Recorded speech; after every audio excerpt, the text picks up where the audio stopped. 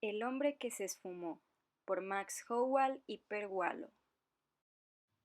Capítulo 8. Le despertó un alarido ronco e interminable. Mientras intentaba orientarse, parpadeando en la penumbra, el ruido se repitió 2 veces. Se volvió de lado y cogió su reloj de pulsera de la mesita de noche. Eran las 9:10. La enorme cama chirriaba solemnemente. Martin Beck pensó que acaso alguna vez habría chirriado con la misma majestuosidad bajo el peso de Konrad von Hötzendorf. La luz del día se filtraba a través de los postigos. En la habitación ya hacía mucho calor. Se levantó, se dirigió al cuarto de baño y tosió durante un rato, cosa que solía hacer por las mañanas. Bebió un trago de agua mineral, se puso la bata, alzó los postigos y abrió la ventana. El contraste entre la penumbra de la habitación y la luz del sol, clara, intensa, resultaba casi abrumador, igual que las vistas. El Danubio discurría ante él con curso pausado y regular, de norte a sur, no muy azul, pero sí amplio y majestuoso, muy bello. Al otro lado del río se elevaban 2 colinas de suave pendiente, coronadas por un monumento y una fortaleza amurallada. Las casas trepaban vacilantes por las laderas de las colinas, y más allá se vislumbraban nuevas colinas sembradas de chalés. Ahí estaba, pues, la famosa Buda, en el corazón mismo de la cultura centroeuropea. Martin Beck dejó vagar su mirada por la vista panorámica, escuchando distraídamente el rumor de la historia. Allí fundaron los romanos su poderoso asentamiento de Aquincum. Desde allí la artillería de los Habsburgo bombardeó Pest hasta reducir las ruinas durante la Guerra de Liberación de 1849. Y allí también los fascistas de la Cruz y la Flecha de Salas y las tropas de las SS del teniente guerrillero Pfeffer Wildenbruch resistieron durante un mes entero hacia finales del invierno de 1945 con un heroísmo absurdo y destructivo. Los viejos fascistas que había conocido en Suecia aún hablaban de ello con orgullo.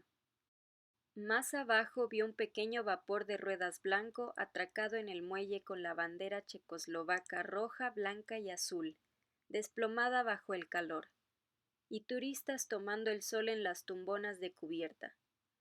Lo que le había despertado era un remolcador yugoslavo que avanzaba lentamente río arriba. Era grande y viejo con 2 altas chimeneas asimétricamente inclinadas y arrastraba 6 barcazas sobrecargadas. En la última había una cuerda tendida entre la caseta del timonel y la grúa baja de carga entre los escotillones.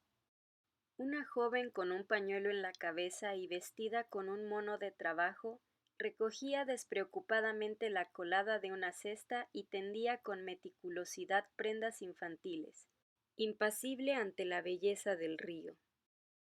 A la izquierda, un largo puente airoso y esbelto se combaba sobre el río. Parecía conducir directamente a la colina del monumento, que representaba en bronce a una mujer alta con una hoja de palmera sobre la cabeza. El puente era un hervidero de coches, autobuses, tranvías y peatones. A la derecha, hacia el norte, el remolcador había alcanzado el siguiente puente. De nuevo lanzó 3 roncos alaridos para anunciar el número de barcazas que arrastraba. Abatió sus chimeneas hacia proa y popa y se deslizó bajo el arco del puente.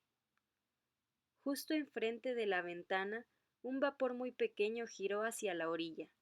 Avanzó más de 50 metros de través a la corriente y completó la maniobra con perfección milimétrica, atracando en el pontón de un malecón.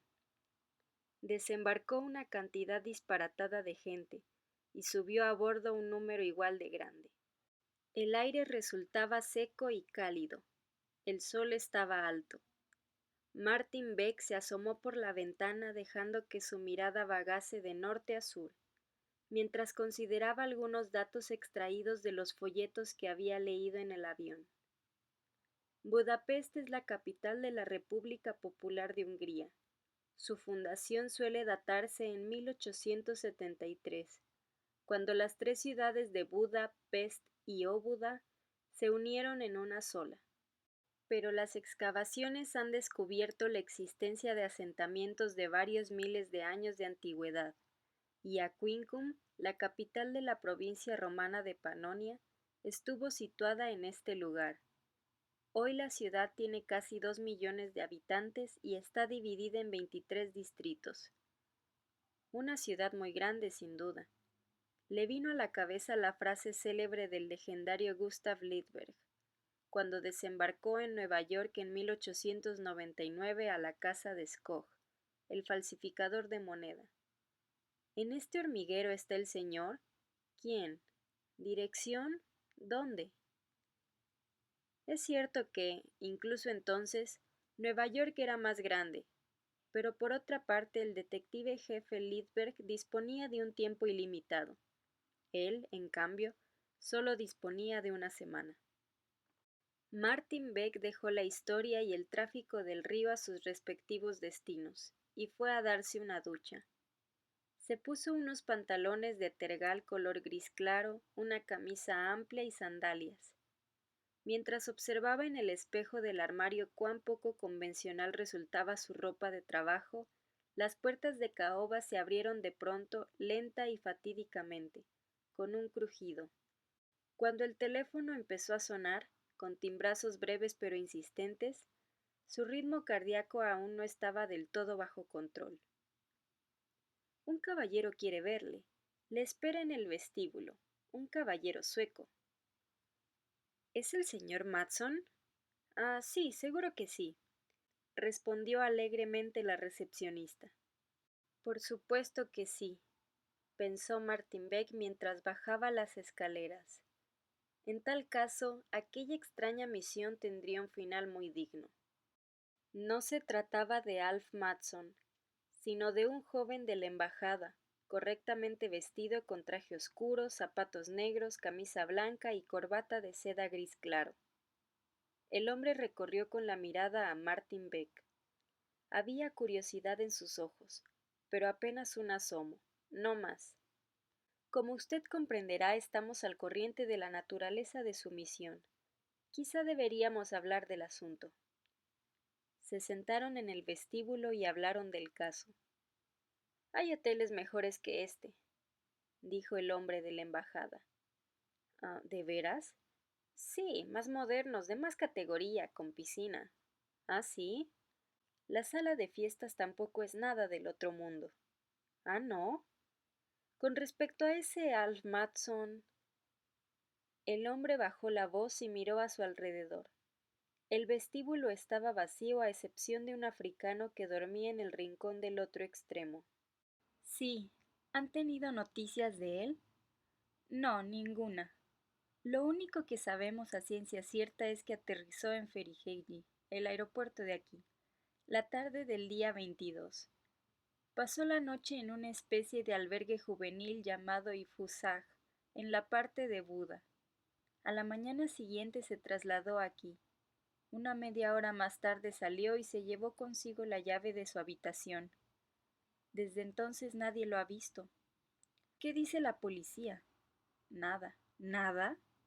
Aquellos con los que me he puesto en contacto no parecen interesados. Oficialmente hablando, esa actitud es comprensible.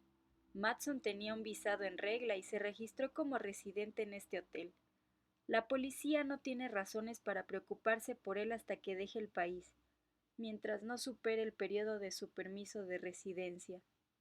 ¿No puede haber salido del país?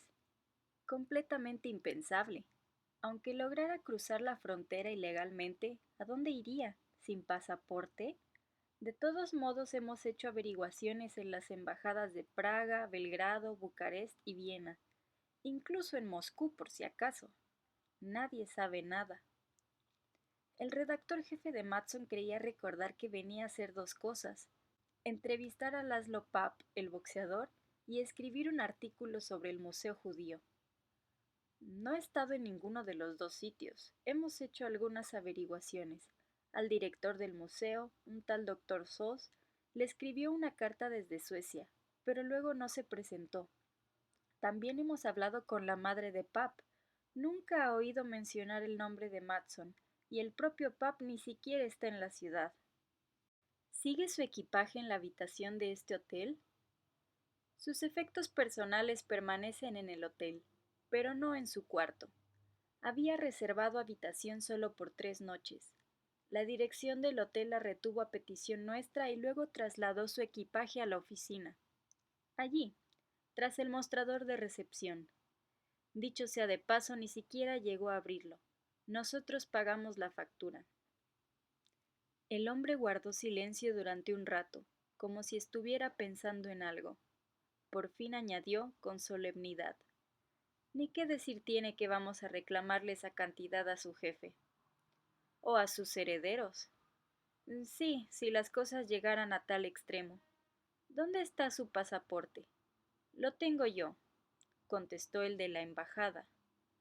Abrió la cremallera de su fino portafolios, sacó el pasaporte y se lo entregó, a la vez que extraía su estilográfica de un bolsillo interior.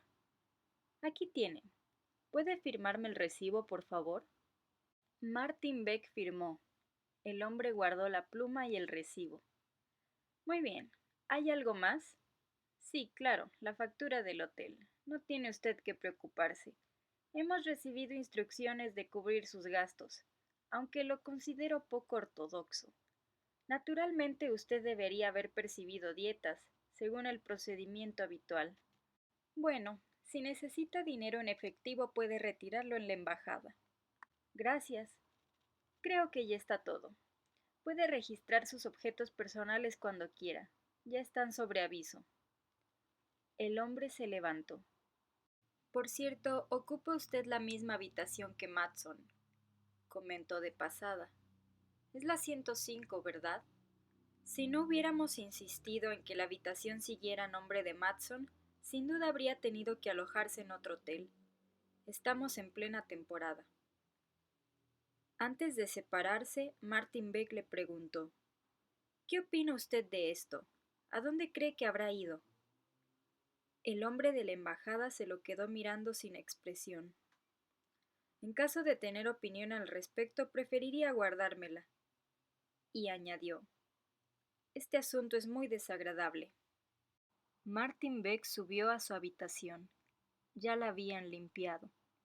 Miró a su alrededor. O sea que Alf Matson se había alojado ahí, pero durante 1 hora como máximo. Obtener alguna pista de sus actividades en tan breve periodo sería, desde luego, pedir demasiado. ¿Qué había hecho Alf Matson durante aquella hora? ¿Se asomó a la ventana a mirar los barcos? Quizá. ¿Vio algo o a alguien que le hizo abandonar el hotel con tal premura que incluso olvidó entregar la llave? Posiblemente. Pero en tal caso, ¿qué había sido? Imposible saberlo. Si lo hubiesen atropellado en la calle, les habrían avisado enseguida. Si hubiera pensado en saltar al río, tendría que haber esperado a que anocheciera. Si hubiese tratado de curarse la resaca con aguardiente de albaricoque y hubiera pillado como resultado otra borrachera devastadora, habría tenido 16 días para recobrar la sobriedad. Mucho tiempo, demasiado. Además, él no solía beber mientras estaba haciendo un reportaje. Era el tipo de periodista moderno, según se decía en alguna parte del informe de la tercera sección. Rápido, eficiente y directo. La clase de persona que primero hace su trabajo y luego se divierte.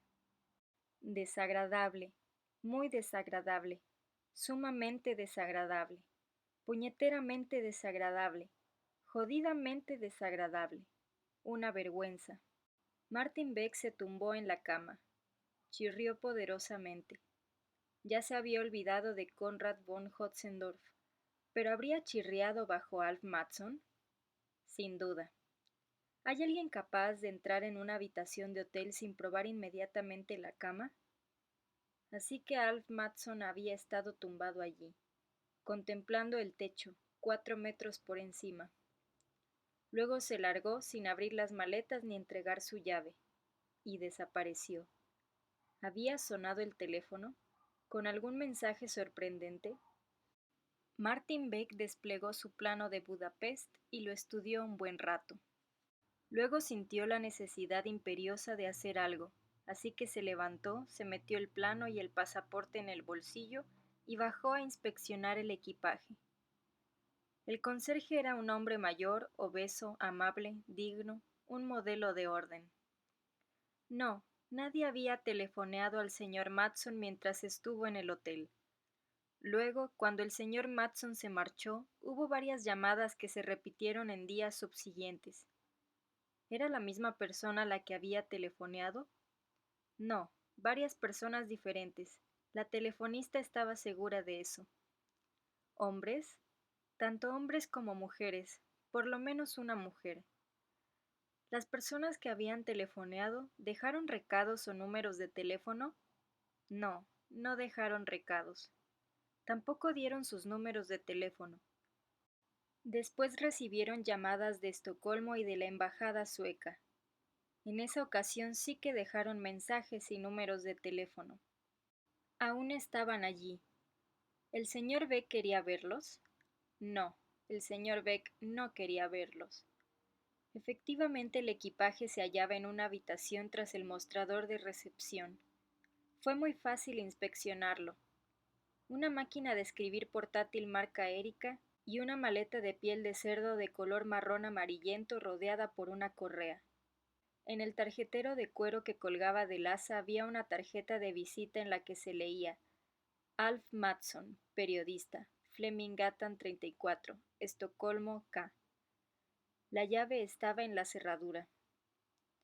Martin Beck sacó la máquina de escribir de su estuche y la estuvo examinando un buen rato. Tras llegar a la conclusión de que era una máquina portátil marca Erika, se ocupó de la maleta.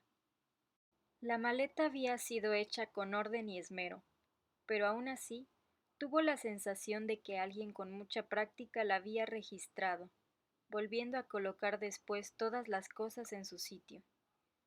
Contenía una camisa de cuadros, una camisa amplia de color marrón, una camisa blanca de popelín con la etiqueta de la lavandería aún puesta, unos pantalones de color azul claro recién planchados, una especie de chaqueta de lana azul, 3 pañuelos, 4 pares de calcetines, 2 pares de calzoncillos de colores, una camiseta de las llamadas de malla y unos zapatos de ante de color marrón. Todo estaba limpio. Además, un neceser, un paquete de cuartillas, un corrector para máquinas de escribir, una afeitadora eléctrica, una novela y una cartera de plástico azul oscuro, de esas que suelen regalar las agencias de viaje y que no son lo bastante grandes para guardar billetes.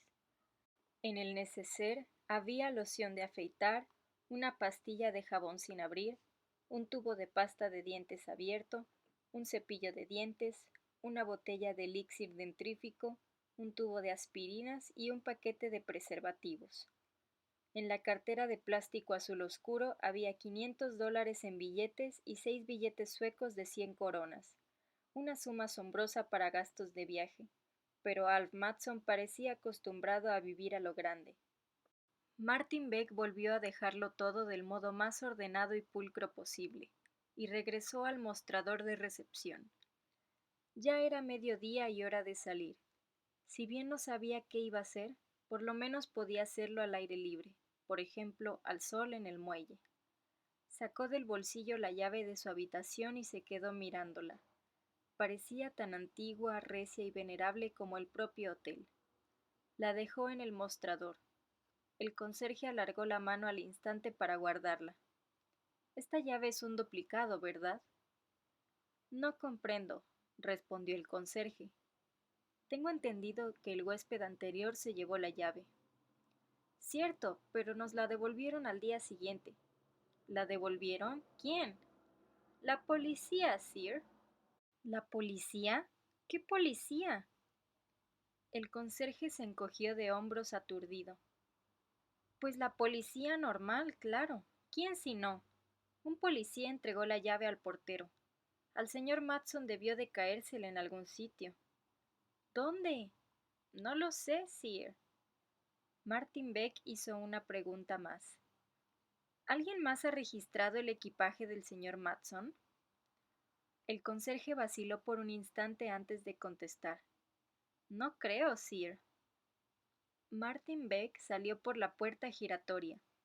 El hombre del bigote gris y la gorra con visera estaba de pie en la sombra, debajo del dosel, completamente inmóvil con las manos a la espalda, como un monumento viviente de Mill Jannings. ¿Recuerda haber recibido una llave de habitación entregada por un policía hace 2 semanas? El anciano se lo quedó mirando inquisitivamente. Claro. ¿Era un policía uniformado? Sí, sí, un coche patrulla se detuvo aquí y uno de los policías bajó y entregó la llave. ¿Qué dijo? El hombre pensó. Dijo, objetos perdidos. Creo que nada más. Martin Beck dio media vuelta y se alejó caminando. A los 3 pasos se dio cuenta de que no le había dado propina. Retrocedió y colocó unas cuantas monedas en la mano del hombre, de las de metal ligero que le resultaban poco familiares. El portero se llevó la mano a la gorra, retocó la visera con la punta de los dedos y dijo: Gracias, pero no es necesario. Habla usted un alemán excelente, le dijo Martin Beck, mucho mejor que yo, desde luego. Lo aprendí en el frente de Lisonzo en 1916. Tras doblar la esquina sacó el plano y lo examinó. Siguió caminando, con el plano aún en la mano, descendiendo hacia el muelle. Un gran vapor de ruedas blanco con 2 chimeneas se abría camino río arriba. Lo miró sin experimentar alegría. En todo aquello había algo que no funcionaba, algo que definitivamente no era como debía ser, pero aún no sabía qué.